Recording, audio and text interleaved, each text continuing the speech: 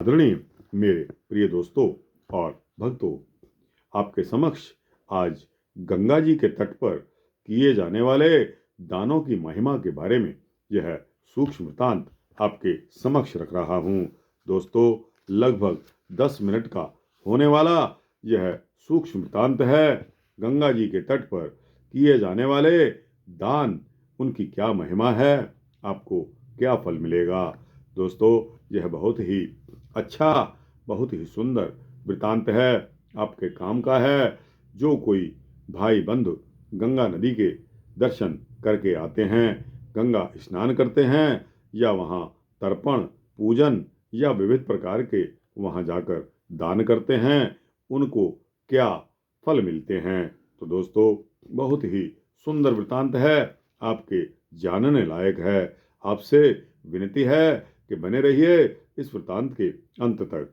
तो दोस्तों, आइए बिना समय गवाए इस वृतांत को शुरू करते हैं, इस उम्मीद के साथ कि आप इस वृतांत को पूरा छोड़ेंगे नहीं। दोस्तों, पूरा सुन करके जाएंगे, बीच में नहीं छोड़ेंगे। तो दोस्तों, इस वृतांत को पुरोहित वसु कहते हैं कि राजपत्नी मोहिनी अब गंगा जी में स्नान, तर्पण आदि कर्मों का फल बतलाया जाता है। देवी, यह गंगा जी के तट पर संध्योपासना की जाए तो द्विजों को पवित्र करने वाली गायत्री देवी किसी साधारण स्थान की अपेक्षा वहां लाख गुना पुण्य प्रकट करने में समर्थ होती हैं। मोहिनी यदि पुत्रगण श्रद्धा पूर्वक गंगा जी में पितरों को जलांजलि दें तो वे उन्हें अक्षय तथा दुर्लभ तृप्ति प्रदान करते हैं। गंगा जी में तर्पण करते समय मनुष्य जितने तिल हाथ में लेता है, उतने सहस्त्र वर्षों तक पितृगण स्वर्गवासी होते हैं। सब लोगों के जो कोई भी पितृलोक में विद्यमान हैं, वे गंगा जी के शुभ जल से तर्पण करने पर परम तृप्ति को प्राप्त होते हैं। शुभानने, जो जन्म की सफलता या संतति चाहता है, वह गंगा जी के समीप जाकर देवताओं तथा पितरों का तर्पण करे। जो मनुष्य मृत्यु को प्राप्त होकर दुर्गति में पड़े हुए हैं, वे अपने वंशजों द्वारा कुश, तिल और गंगा जल से तृप्त किए जाने पर बैकुंठ धाम में चले जाते हैं। जो कोई पुण्य आत्मा पितृ स्वर्गलोक में निवास करते हैं, उनके लिए यदि गंगा जल से तर्पण किया जाए तो वे मोक्ष प्राप्त कर लेते हैं। ऐसा ब्रह्मा जी का कथन है।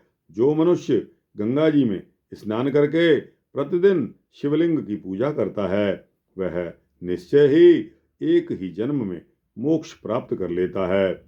अग्निहोत्र, वेद तथा बहुत दक्षिणा वाले यज्ञ भी गंगा जी पर शिवलिंग पूजा के करोड़वें अंश के बराबर भी नहीं हैं।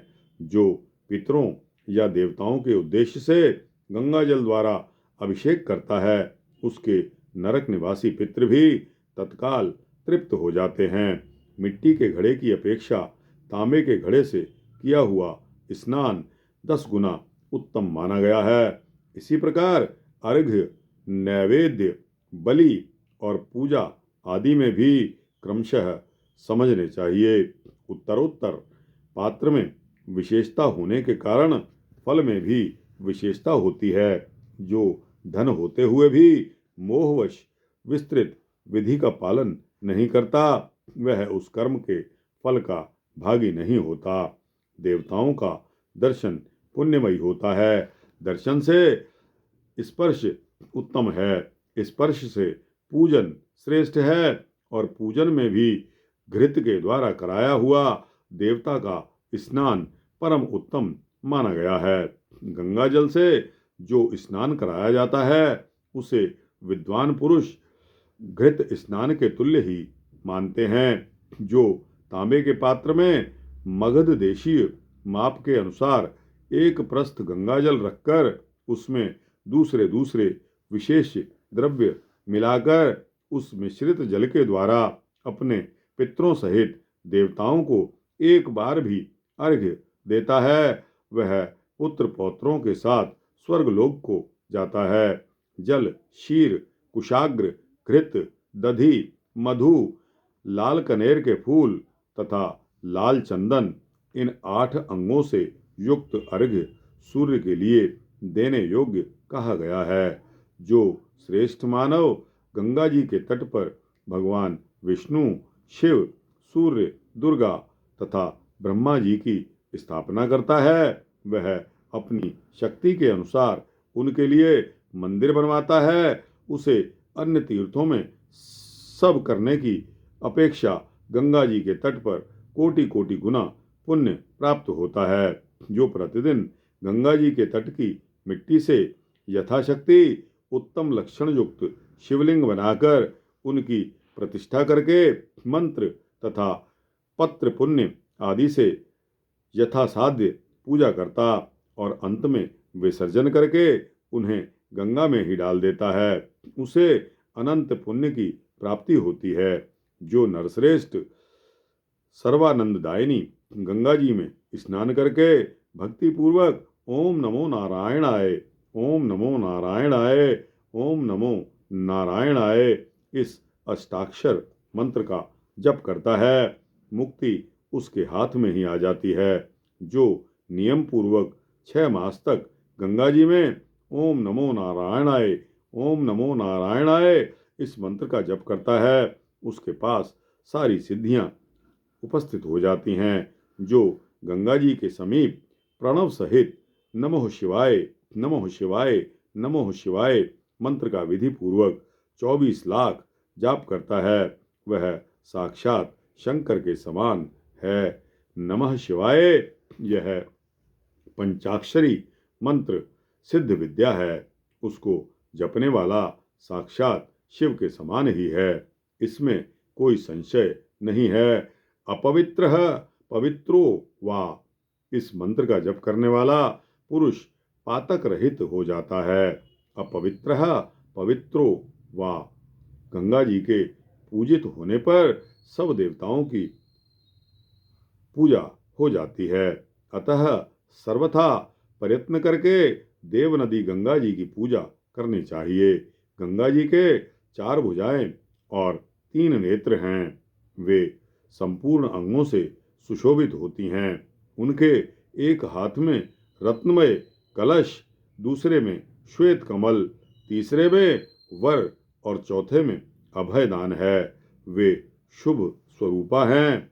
उनके श्री अंगों पर श्वेत वस्त्र सुशोभित हैं। मोती और मणियों के हार उनके आभूषण हैं। उनका मुख परम सुंदर है। वे सदा प्रसन्न रहती हैं। उनका हृदय कमल करुणासर से सदा आर्द्र बना रहता है। उन्होंने वसुधा पर सुधा धारा बहा रखी है। तीनों लोग सदा उनके चरणों में नमस्कार करते हैं। इस प्रकार जलमयी गंगा का ध्यान करने, उनकी पूजा करने वाला पुरुष पुण्य का भागी होता है। जो इस प्रकार 15 दिन भी निरंतर पूजा करता है वह देवताओं के समान हो जाता है और दीर्घ काल तक पूजा करने से इसके फल में और अधिकता हो जाती है। पूर्व काल में राजा जनहु ने वैशाख शुक्ला सप्तमी को क्रोध पूर्वक गंगा जी को पी लिया था और फिर अपने कान के दाहिने छिद्र से उन्हें निकाल दिया। शुभान ने उस स्थान पर आकाश की मेखला रूप गंगा जी का पूजन करना चाहिए। वैशाख मास की अक्षय तृतीया को तथा कार्तिक में भी रात को जागरण करते हुए जौ और तिल से भक्तिभाव पूर्वक विष्णु, गंगा और शिव की पूजा करनी चाहिए। उक्त सामग्रियों के सिवा उत्तम गंध, पुष्प, कुंकुम, अगरु, चंदन, तुलसी दल, बिल्व पत्र, बिजौरा, नींबू आदि, धूप, दीप और नैवेद्य से वैभव विस्तार के अनुसार पूजा करनी उचित है। गंगा जी के तट पर किया हुआ यज्ञ, दान, तप, जप, श्राद्ध, और देव पूजा आदि सब कर्म कोटि कोटि गुना फल देने वाला होता है। जो अक्षय तृतीया को गंगा जी के तट पर विधि पूर्वक घृतमयी धेनु का दान करता है, वह पुरुष सहस्त्रों सूर्यों के समान तेजस्वी और संपूर्ण भोगों से संपन्न होकर हंस भूषित स्वर्ण रत्नमय विचित्र विमान पर बैठकर अपने पितरों के साथ कोटि सहस्त्र एवं कोटि शत कल्पों तक ब्रह्मलोक में पूजित होता है। इसी प्रकार जो कभी गंगा तट पर शास्त्रीय विधि से गौदान करता है, वह उस गाय के शरीर में जितने रोम छिद्र होते हैं उतने वर्षों तक स्वर्गलोक में सम्मानित होता है। यदि गंगा तट पर वेद वेत्ता ब्राह्मणों को विधि पूर्वक कपिला गौ का दान किया जाए तो वह गौ नरक में पड़े हुए संपूर्ण पितरों को तत्काल स्वर्ग में पहुंचा देती हैं। जो गंगा तट पर ब्रह्मा विष्णु शिव दुर्गा तथा सूर्य भगवान की प्रीति के लिए ब्राह्मणों को ग्राम दान करता है, उसे संपूर्ण दानों का जो पुण्य है, समस्त यज्ञों का जो फल है तथा सभी प्रकार के तप व्रत और पुण्य कर्मों का जो फल बताया गया है वह सहस्त्र गुना होकर मिलता है। उस दान के प्रभाव से दाता पुरुष करोड़ों सूर्यों के समान तेजस्वी विमान पर बैठकर अपनी रुचि के अनुसार श्री विष्णु धाम में या श्री शिव धाम में प्रसन्नता पूर्वक क्रीड़ा विहार करता है। देवता उसकी स्तुति करते रहते हैं। देवी जो अक्षय तृतीया के दिन गंगा तट पर श्रेष्ठ ब्राह्मण को 16 माशा स्वर्ण दान करता है, वह भी दिव्य लोकों में पूजित होता है। अन्नदान करने से विष्णु लोक की और तिल दान करने से शिवलोक की प्राप्ति होती है। रतन दान से ब्रह्मलोक, गौदान और स्वर्ण दान से इंद्रलोक तथा स्वर्ण सहित वस्त्र दान से गंधर्व लोक की प्राप्ति होती है। विद्यादान से मुक्तिदायक ज्ञान पाकर मनुष्य निरंजन ब्रह्म को प्राप्त कर लेता है। विद्यादान से मुक्तिदायक ज्ञान पाकर मनुष्य निरंजन ब्रह्म को प्राप्त कर लेता है। तो दोस्तों, आपके समक्ष मैंने यह सूक्ष्म वृत्तांत गंगा जी के तट पर किए जाने वाले स्नान तर्पण पूजन तथा विविध प्रकार के दानों की महिमा का आपको सुनाया। यह वृत्तांत यहाँ समाप्त होता है। दोस्तों, यह वृत्तांत आपको कैसा लगा? अच्छा लगा हो तो इसको लाइक और शेयर अवश्य कीजिए। अपने राय कमेंट सेक्शन में अवश्य दीजिए। और दोस्तों, इस चैनल को सब्सक्राइब कर देंगे तो इसी तरह के सूक्ष्म भक्ति वृत्तांत आपको मिलते रहेंगे। जय श्री सीतारामचंद्र भगवान की जय। जय गंगा मैया की जय, यमुना मैया की।